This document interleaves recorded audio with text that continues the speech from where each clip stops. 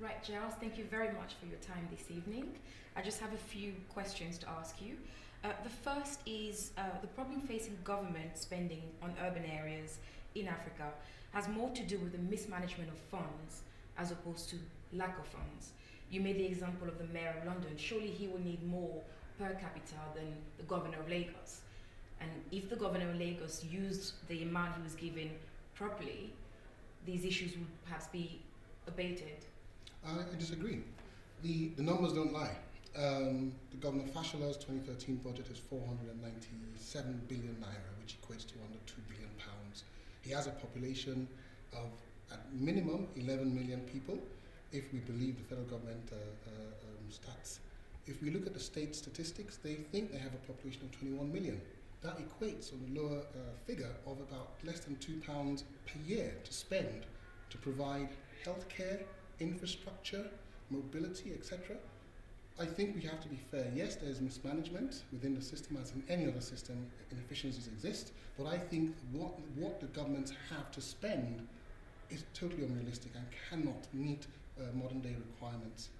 The mayor of London, in a large city with less of a population, they have more to spend per person to deliver the same aspirations. So I think we have to also put that into the equation, the fact that our governments do not have enough money, and be realistic about the fact that yes, we have to think of generating money through increased taxation, which also should bring about more accountability, but also looking at more creative means of delivering services.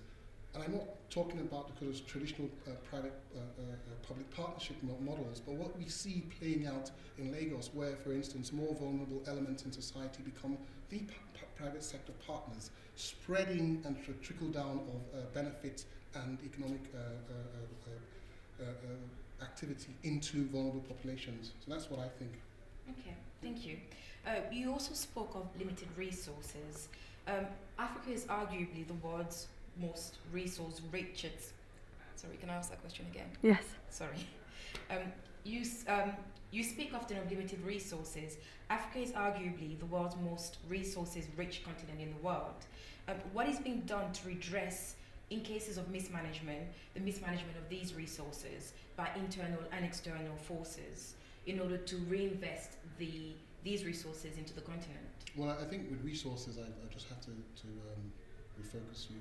I was referring purely to financial resources. One, to carry out the capital expenditure required to upgrade the infrastructure, to close that infrastructure deficit, which we've seen. But more importantly, is also having the resources to actually manage and make sure that these assets deliver the benefits that they were meant for. So I don't mean the natural resources. That's a totally different debate, and it's not one space that I actually can speak of with any expertise at all. Excellent work. Thank you, nonetheless. In all countries in the world, urban fertility rates are lower than, let's say, rural fertility rates. Is that an upside to urbanization in Africa, actually finding lower numbers of children being born? I don't know about that. I haven't looked at infant mortality as an indicator in our work. Purely we're involved with harder stuff. I can say in the health-related space, I know the state has tried to ensure that, for instance, Lagos State General Hospital on the island is powered. I think that will then feed into infant mortality, I think.